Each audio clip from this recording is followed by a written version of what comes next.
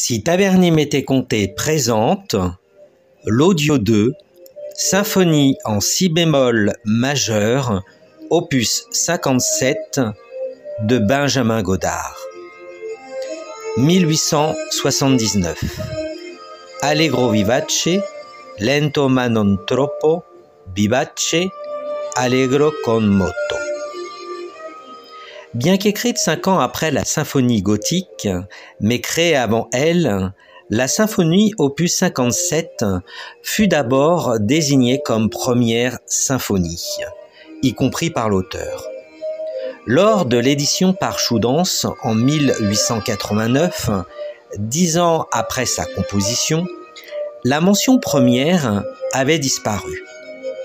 Ce repentir était sans doute la preuve que Godard avait alors renoncé à la composition d'une autre vraie symphonie, se tournant désormais systématiquement vers la symphonie à titre ou à programme, légendaire, descriptive, gothique, etc.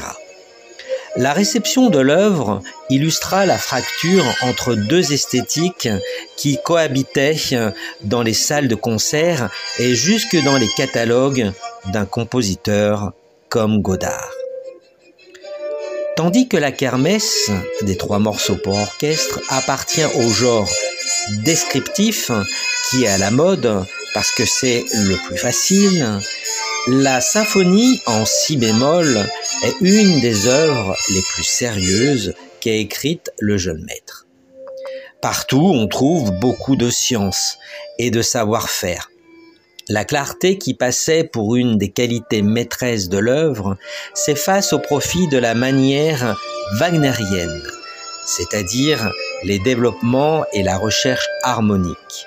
Les critiques furent unanimement sensibles à l'ambition de Godard qui se révéla comme l'un des plus éminents symphonistes contemporains.